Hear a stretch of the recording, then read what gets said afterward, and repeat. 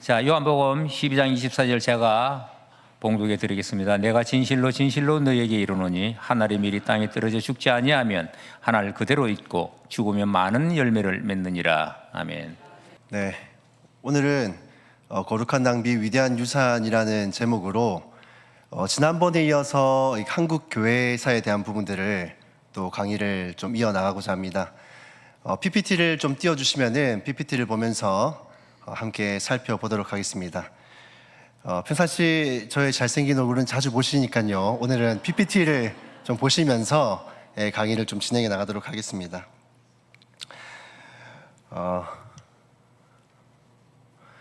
1956년 1월 8일 미국의 타임즈와 또 라이프지를 비롯한 지역사회 언론에서 이러한 대선 특필이 있었습니다.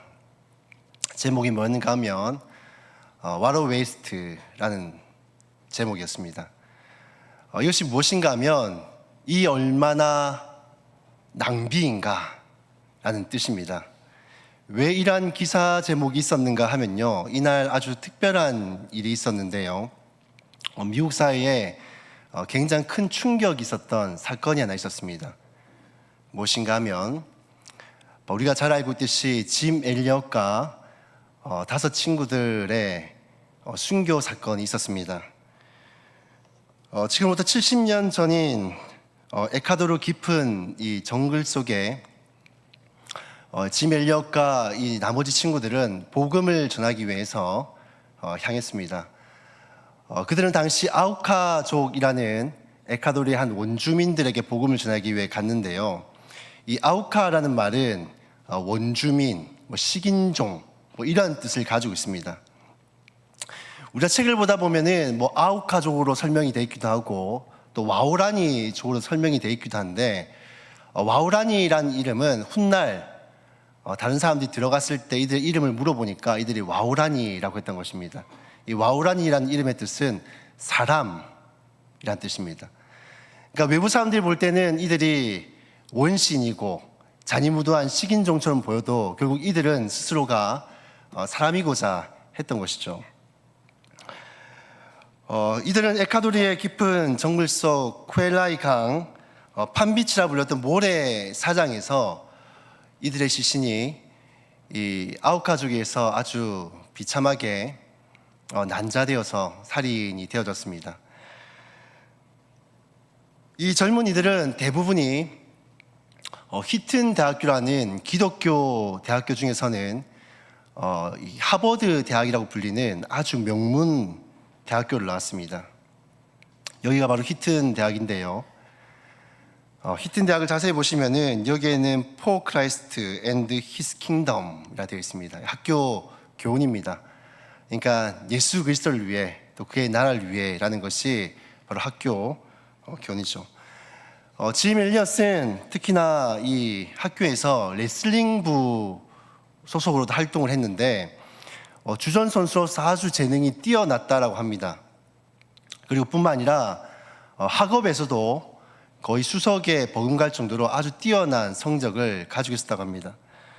그래서 그의 가까운 친구들은 짐 엘리엇이 유명한 어떤 레슬링 선수나 혹은 학교의 교수나 혹은 목회자가 되기를 다들 바랬다고 합니다. 그만큼 그가 가진 재능이 아주 뛰어나고 특출났기 때문에 다들 그렇게 바랬던 것이죠. 그런데 그들이 문명 세계의 모든 기득권을 내려놓고 저 아우카족을 향해서 복음을 전하러 간다라고 했을 때 주변 친구들이 다 만류를 했다고 합니다. 뭐라고 만류했냐면, 짐, 그건 내 재능과 내 능력을 버리는 것과 같아. 이것은 참 어리석은 낭비라고 했답니다. 실제로 이들은 이 아우카족을 만난 지 선교를 떠난 지 5일 만에 결국엔 이들은 죽음을 맞게 되어집니다. 단 한 번도 복음을 전하지도 못한 채 죽음을 당하게 된 것이죠. 그래서 지역사회에서는 이들의 죽음을 보고 복음도 제대로 전하지도 못하고 저 미개한 저 원시인들, 저 원주민들에게 이 유능하고 젊은 이들이 비참하게 죽음을 당했다. 라고 해서 이것이 얼마나 낭비인가 라고 했던 것입니다. 근데 이 젊은이들의 죽음이 정말로 이렇게 허무한 낭비로 그저 소비로 끝났을까요? 역사는 우리가 전혀 예상치 못한 위대한 반전을 보여주는데요. 그들이 피 흘려 죽은 그 땅에 누가 가게 되냐면 1년 뒤에 이 짐 엘리엇의 아내인 엘리자베스 엘리엇이 간호 사 자격을 따가지고 들어가게 되었습니다. 들어갈 때 아이들과 또 같이 순교를 당했던 그 분들의 그 아내들 다 같이 들어가게 되었습니다. 근데 이 9가족이 특징이 하나 있었는데 남자들에게는 아주 적대적으로 대하는데 여자와 아이에게는 굉장히 우호적이었다고 합니다. 그래서 이들에게 가서 복음을 전하게 되어지고 또 훗날 이들이 왜 자신들에게 왔냐라고 물어볼 때 우리는 과거 당신들이 죽였던 그 사람들의 아내다라고 말을 하게 되었습니다. 그래서 이 사랑에 크게 감동을 받고 또 이 선교사님들을 죽였던 이 사람들은 실제로 이 9가족의 최초의 교회로 세워진 교회의 장로와 목사가 되어지기도 했습니다. 오늘 본문을 보시면 예수님께서는 요한복음 12장 24절에서 이렇게 말씀을 합니다. 한 알이 미리 땅에 떨어져 죽지 아니하면 한 알이 그대로 있고 죽으면 많은 열매를 맺느니라. 미라는 땅에 떨어져 썩어 없어지지 않으면 다음이 없죠. 그냥 한 열매로만 있는 것입니다. 근데 이게 땅에 떨어져 썩어지고 나면은 나중엔 더 많은 열매로 자라나게 되는 것입니다. 오늘 우리는 짐 엘리엇처럼 우리 조선을 위해서 하늘의 미랄이 되어 이 거룩한 낭비를 선택했던 또 한 명의 젊은이를 보고자 합니다. 지난번에도 이 사람에 대해서 설명을 했는데 계속해서 정복적으로 이런 인물들을 설명한 이유는 이 인물들이 이어지는 것들이 있습니다. 그리고 우리가 이 사람들의 그 사역들을 또 이름을 잊지 않기 위해서 또 반복하는 것들이 있습니다. 혹시 지난주에 제가 우리나라 최초로 왔던 그 호주 선교사 혹시 누구였는지 말씀을 드렸는지 혹시 기억나시나요? 이름? 예, 기억 안 나시죠? 예, 그래서 다시 한 번 더 이렇게 반복을 하는 건데요. 바로 조셉 펠리 데이비스입니다. 한국 이름으로는 덕배씨라는 이름을 갖고 있었는데요. 조셉 펠리 데이비스는 호주 최고의 명문 대학인 멜버른 대학교에서 이 라틴어를 전공을 했습니다. 이 라틴어를 전공을 해서 졸업할 땐 최우수 상을 받기도 했고 또 부전공으로는 자연과학 부분을 전공을 했는데 거기서도 특별상을 휩쓸 정도로 아주 뛰어난 인재였습니다. 그래서 학교에서는 교수 요원으로 이렇게 있길 바랬는데 그것을 뿌리치고 코필드 그래머 스쿨이라는 사립학교를 세우게 되었습니다. 그곳에서 이제 수많은 인재들을 길러내게 되어지고 호주에서 매우 유명한 사립학교로 자리 잡게 되었습니다. 그렇게 안락하고 안정된 삶이 보장되어져 있던 이 조셉 펠리 데이비스에게 성공의 울프 선교사의 이야기를 듣게 되었습니다. 이 성공의 울프 선교사는 원래는 중국 선교사인데 잠시 호주로 가는 길목에 부산을 거치게 되어지거든요. 근데 그곳에 가보니까 조선을 위해 헌신할 만한 선교사들이 너무나도 많이 없는 거예요. 그래서 이 선교 소식에다가 이 조선 땅에 더 많은 선교사들이 필요하다라는 것들을 이 소식지에 실게 되어집니다. 이것을 조셉 펠리 데이비스가 보게 되어지는데 그것을 본 순간 심장이 아주 터질 것 같은 그런 뜨거운 마음을 느꼈다고 합니다. 하나님의 부르심으로 여기고 조셉 펠리 데이비스는 자신이 열심히 읽었던 그 명문 학교를 매각하게 되었습니다.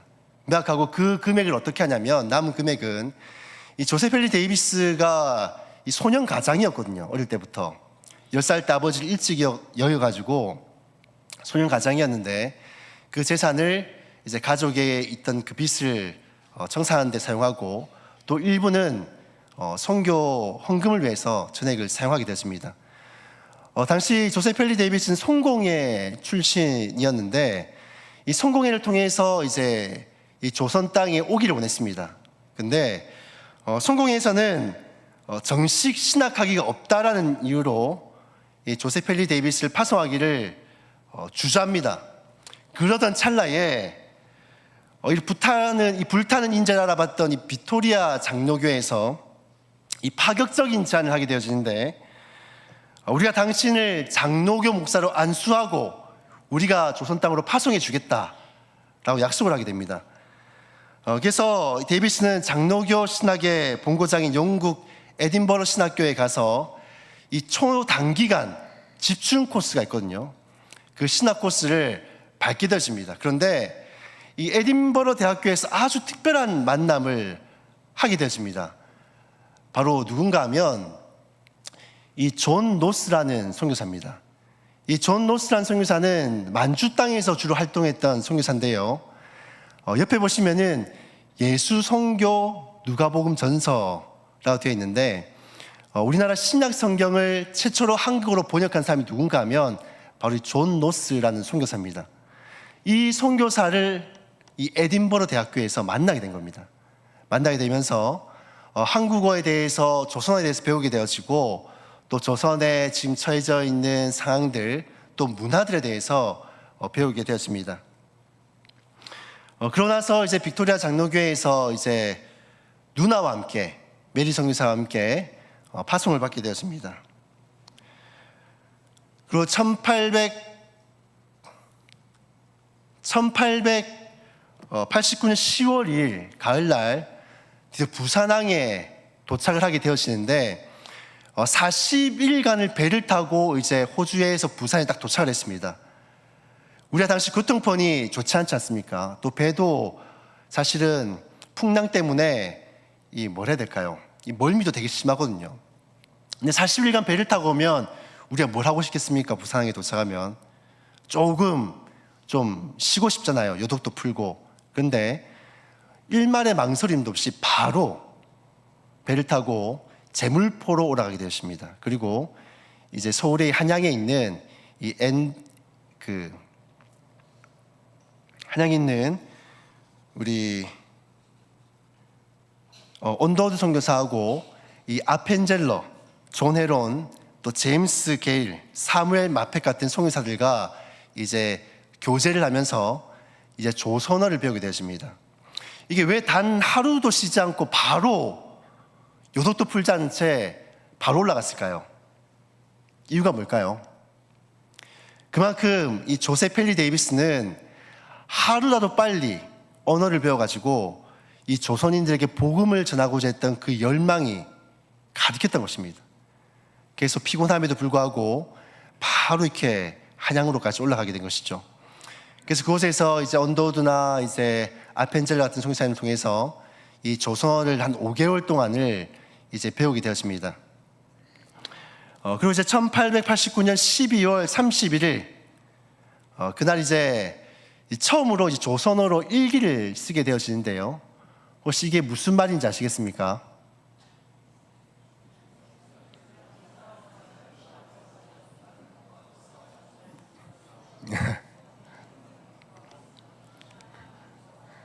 네, 이게 무슨 뜻인가 하면요, 제가 불러드리겠습니다. 이 조셉 펠리 데이비스는 일기를 쓰는 습관이 있었는데 이제 처음으로 이제 조선어로 배워가지고 조선어 일기를 쓴 거죠. 뭐라 썼냐면, 주여 나를 불쌍히 여겨 나를 도와주소서, 당신을 믿사오니 나의 믿음이 독실치 못함을 도와주소서라고 이 조선어로 일기를 쓴 것입니다. 근데 이제 5개월 동안 이제 현지인들과 약간의 의사소통이 가능하고, 또 이제 조선어로 짧은 설교까지 할 정도로 언어가 굉장히 늘었습니다.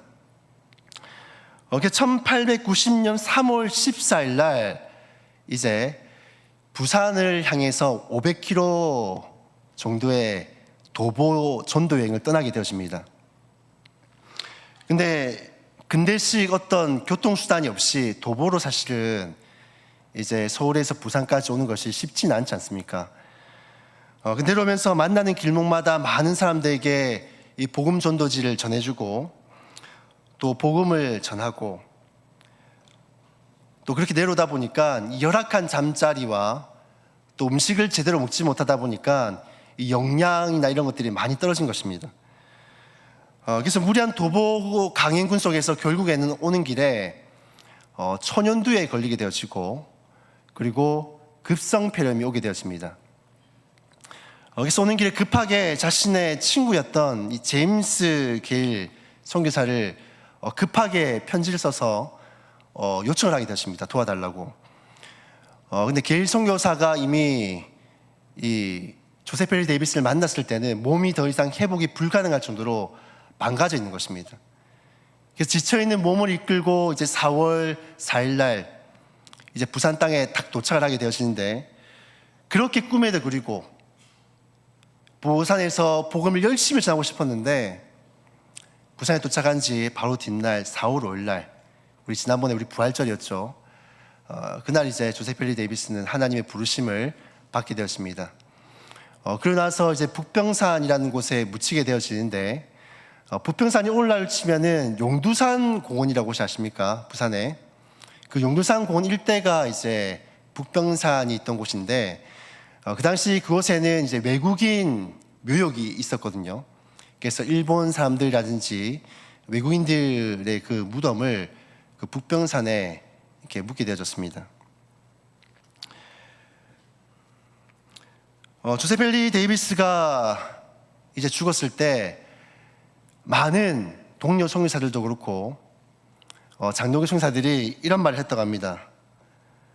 아무 사역도 해보지 못하고 길 위에서 병들어 죽어버리다니 이 얼마나 비극적인 인생의 낭비인가.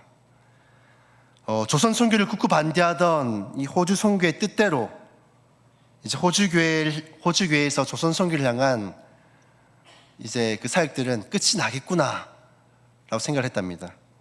근데 정말로 끝이 났을까요? 유일한 호주 선교사였는데 또 호주 선교부는 조선 땅이 우호적이지도 않았습니다. 그럼에도 불구하고 이 사역이 끝이 나지 않고 이 헨리 데이비슨의 소식을 들었던 수많은 사역자들이 이 조선 땅을 향해서 헌신하게 되어집니다. 호주 선교에서는 우리의 가장 뛰어난 형제가 조선을 위해 피 흘려 죽었다. 우리가 가만히 있을 수 없다. 그가 못한 사역들을 우리가 이어서 감당하자라고 했다고 합니다.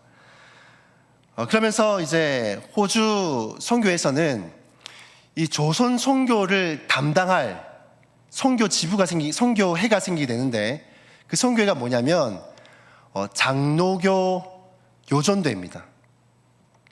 요전도의 연합에서 우리가 이 조선 선교를 감당하겠다, 선교사들 파송하겠다 하고 이 장로교 요전도 연합회가 구성이 되게 되었습니다. 그래서 40명이 넘는 이 싱글 여성을 이 요전도의 선교회에서 보내게 되어지거든요. 그리고 대표적으로 온 선교사가 이 맥케이 선교사 부부가 오게 되었습니다. 바로 이분들인데요. 이 제임스 한나 맥케이하고 그의 부인인 이 사라 맥케이입니다.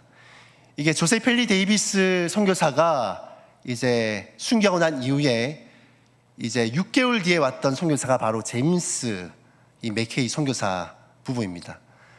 그리고 같이 올 때 이제 멜지스라는 선교사 여성 선교사 같이 오게 되어지거든요. 이분들이 호주 장로교회 요전도의 연합회에서 이제 파송을 한 선교사들입니다. 이 제임스 한나 맥케이는 선교사가 조금 특별하겠습니다. 부산의 자청동 쪽에 도착을 해서 이제 선교 그 기지를 짓는데 원래 그 서양에서 선교사님들 오시면은 항상 특징들이 있거든요. 근현대식으로 이제 건물을 짓습니다. 뭐 사택이라든지 뭐 선교 기지라든지 좀 근현대식으로 양식으로 짓는데 이 맥케이 선교사님은 그렇게 하지 않습니다. 그러니까 조선인들하고 똑같은 집을 살아야 된다 그래가지고 이 초가집을 지어다가 여기서 선교 기지로 또 여자 선교사님들이 함께 거할 또 사택으로 이곳을 이용을 했던 것이죠. 그 당시 맥케이 선교사님하고 같이 왔던 이 여자 선교사님들이 저 선교 기지 겸 사택에 같이 사진을 찍은 것입니다. 근데 맥케이 선교사님은 몸이 조금 약하셨어요. 그래서 몸이 조금 약하셨는데 그 아내 사라 맥케이도 건강이 그렇게 좋지는 않았습니다. 그럼에도 불구하고 이 조선 선교를 위해서 이 땅에 온 것인데 안타깝게도 조선에 도착한 지 3개월 만에 아내인 사라 맥케이가 급성 폐렴에 걸려서 또 죽게 되었습니다. 이 사라 맥케이는 간호사 출신이거든요. 간호사 출신임에도 불구하고 저렇게 열악한 초가집에서 또 열악한 환경 속에서 살다 보니까 이제 풍토병에 걸려서 쉽게 죽음을 당했던 것이죠. 사라 맥케이가 죽고 난 이후에 이 제임스 맥케이가 굉장히 힘들었습니다. 그리고 자신도 건강이 너무 안 좋아져서 한 6주 동안을 호주에 회복하고자 다시금 가게 되었습니다. 그리고 다시 들어오면서 또 다른 여자 선교사님들을 같이 데리고 들어오게 되어지거든요. 들어오게 되어지는데 다시 들어와서 했던 사역이 뭔가 하면은 처음에는 이 초가집에서 이렇게 외국인 선교사들이 살다 보니까 이 조선 사람들이 신기해가지고 여기를 많이 방문했습니다. 그러다 보니까 이것을 복음을 전할 기회로 많이 삼기도 했는데 근데 아무래도 초가집에서 살고 하다 보니까 건강이 너무 안 좋아지잖아요. 그러다 보니까 선교 기지나 집을 좀 새롭게 지어야겠다 하고 자청동 쪽에 선교 기지하고 또 여자 선교사님들 사택을 새롭게 짓게 되었습니다. 네, 여기가 이제 여자 선교사님들이 살았던 사택이고요. 여기 사시면서 이제 예배도 드리고 했던 곳이죠. 여기가 훗날 무엇이 되냐면 부산 진교회가 됩니다. 예. 근데 이제 이렇게 건물을 짓고 나서 이제 이 제임스 맥케이가 여기 사택을 멋지게 짓고 들어간 지 7개월 만에 이제 몸이 망가져서 더 이상 사역을 할 수 없게 되어져서 본국으로 송환을 받게 되었습니다. 조선에서 했던 사역의 기간들은 길지 않습니다. 2년밖에 되지 않습니다. 2년밖에 되지 않았지만은 어찌 보면은 한 게 뭐가 있나 싶을 생각이 들 수도 있지만은 사실은 이 앞으로의 호주 선교부가 활동할 수 있는 선교 거점을 마련하는 그리고 선교사님들이 사역할 수 있는 그 생활 공간을 마련하는 아주 중요한 사역들을 한 것이 바로 이 맥케이의 사역인 거죠. 2년이었지만은 굉장히 유의미한 그 사역들을 했다라고 볼 수 있습니다. 그래서 2년 이후에 결국에 이 맥케이 선교사는 떠나게 되었지만은 함께 왔던 우리 벨 맨지스, 한국식 이름 민지사라고 하는데 이 맨지스 선교사가 뒤를 이어 사역을 하게 되어집니다.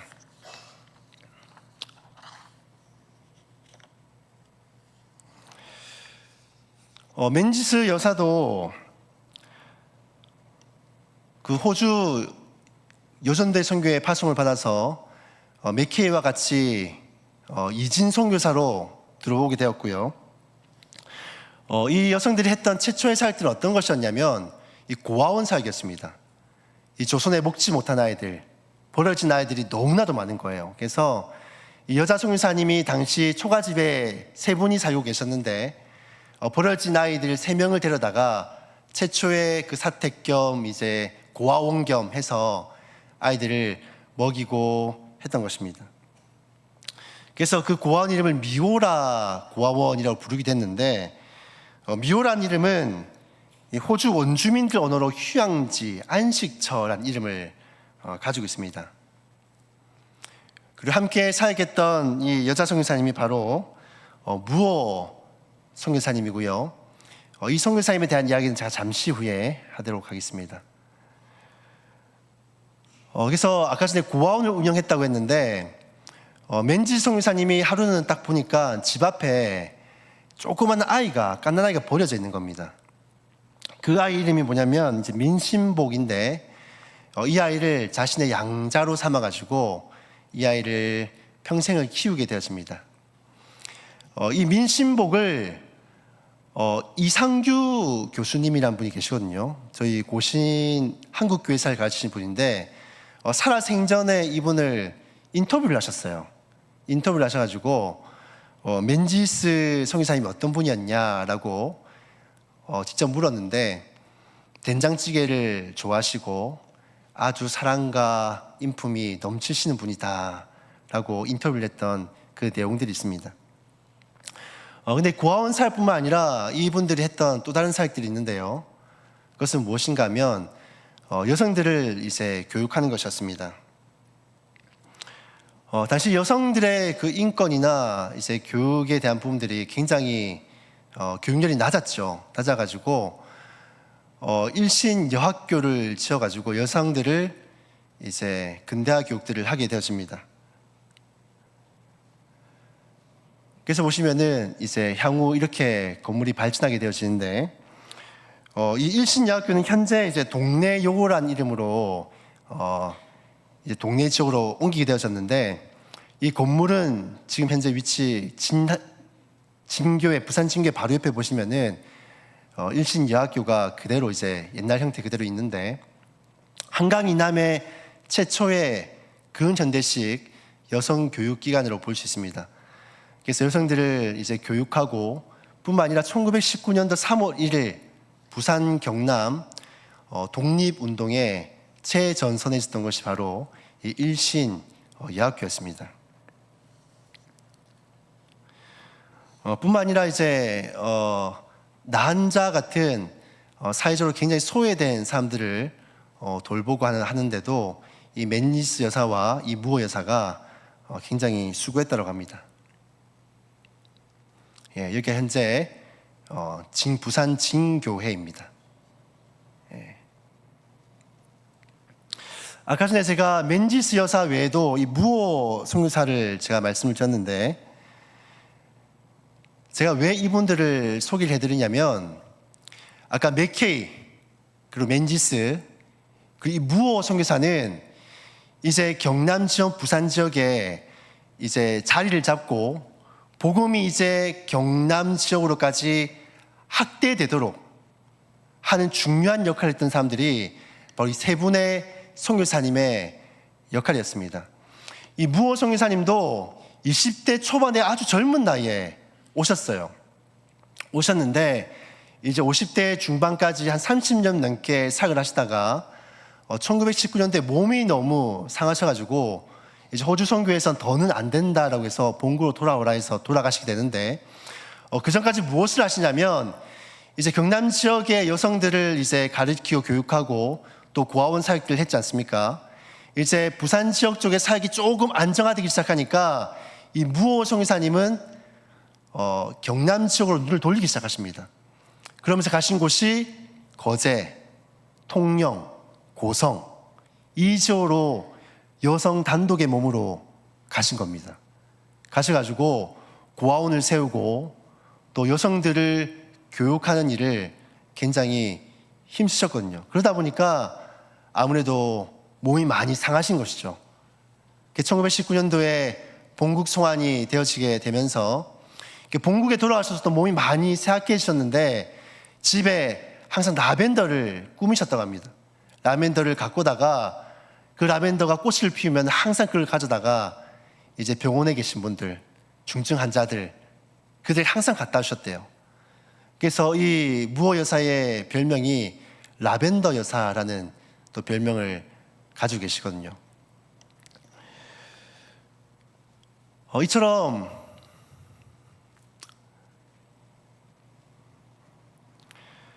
20대 후반의 나이에 이 에콰도르 정글 속에서 복음 한마디도 지나지 못하고 창에 찔러 죽였던 짐 엘리엇, 또 34세의 나이에 이 홀주 멜버른 대학교의 최고의 수세의 자리를 버리고 조선에 왔으나 단 한 번의 단상 설교도 해보지 못한 채 길 위에서 초년두로 쓸쓸하게 죽음을 맞았던 이 조셉 헨리 데이비스, 이 조선 땅을 밟은 지 3개월 만에 차디찬 무덤에 묻혀있던 사라 맥케이, 어쩌면 세상의 시선과 매스컴은 이들을 향해서 참혹하고 어리석은 낭비라고 할 수도 있습니다. 그러나 하나님의 시선은 달랐습니다. 썩어 없어질 세상에 이 썩어질 가치를 위해 살기보다도 영원한 하나님 나라를 위해서 기꺼이 자신을 깨뜨려서 이들의 고귀한 헌신은 하나님의 장부 속에는 거룩한 낭비로, 거룩한 헌신으로 기억되고 있는 것입니다. 예수님께서 십자가에 달리시기 전에 마리아가 향료컵을 가져다가 예수님의 발 위에 것을 깨뜨리게 되었습니다. 그때 제 아들의 반응이 어땠습니까? 이 무슨 낭비냐고 하지 않습니까? 이 돈이면 오히려 더 가난한 사람들, 어려운 사람들 위해 쓸 수 있는데 이거를 사가지고 예수님의 발 위에 깨뜨리는 것이 얼마나 낭비냐 라는 식으로 얘기를 합니다.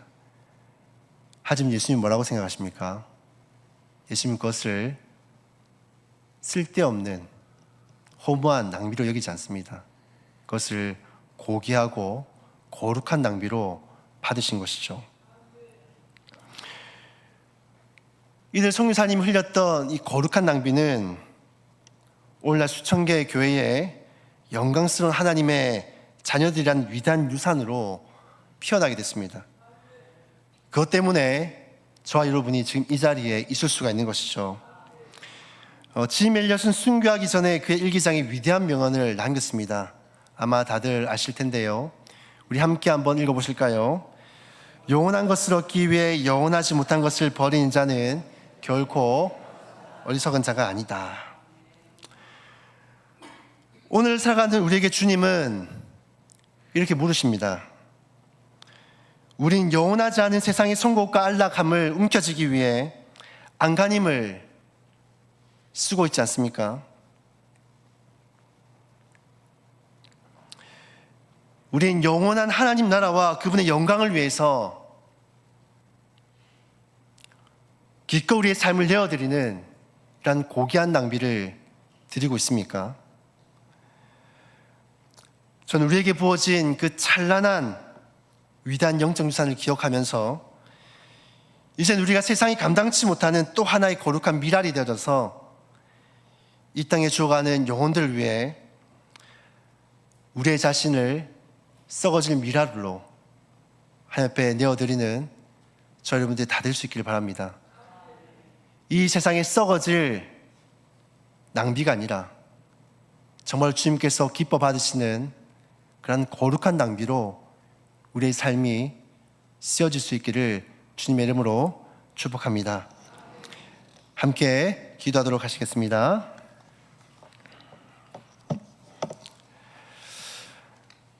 참으로 좋으신 우리 하나님 아버지 감사를 드립니다. 어찌 보면 세상이 기억하지 못하고 아무도 이해하지 못하는 어리석어 보이는 낭비를 한 헌신된 선교사님들이 있었기 때문에 지금 우리가 그들의 고귀한 영적 유산이 되어져서 이곳에서 주님을 예배하고 있는 줄로 믿습니다. 하나님, 이 땅을 거쳐갔던 수많은 선교사들을 바라보며 우리 자신의 삶을 한번 돌아보게 해주십시오. 우리의 인생은 어떤 것을 위해 낭비되고 있는지, 소진되고 있는지를 한번 돌아보는 계기가 되게 도와주시옵소서. 썩어져 버리고 없어져 버릴 이 땅을 위해 낭비되고 소비되는 인생이 아니라 저 영원한 하나님 나라를 바라보며 그 땅을 위해 희생하고 헌신하는 거룩한 낭비로 우리 삶을 내어드리는 주의 백성들이 다 되게 도와주시옵소서. 그래서 우리가 이제는 가정에서나 직장에서나 우리를 보내신 그곳 가운데서 하나님 나라의 복음을 전하고 그를 위해 기꺼이 헌신하는 주의 백성들이 다 되게 도와주시고, 또 그로 말미암아 하나님을 알지 못하는 수많은 사람들이 예수님을 믿고 영접하고 구원에 이르는 놀라운 역사들이 있게 하여 주시옵소서. 오늘도 이제 돌아가는 발걸음 가운데 함께 해주시고, 한 주간도 주님께서 우리 세상 가운데 보내시고 파송하시오니 그 뜻에 순종하여서 하나님의 백성으로 이 세상을 당당히 이겨내며 복음을 우리의 삶으로 드러내고 증거하는 주의 백성들이 다 되게 도와주시옵소서. 오늘 하루도 함께 하신 하나님 은혜에 감사를 드려오고 우리의 구주 예수 그리스도 이름으로 기도드리옵나이다. 아멘.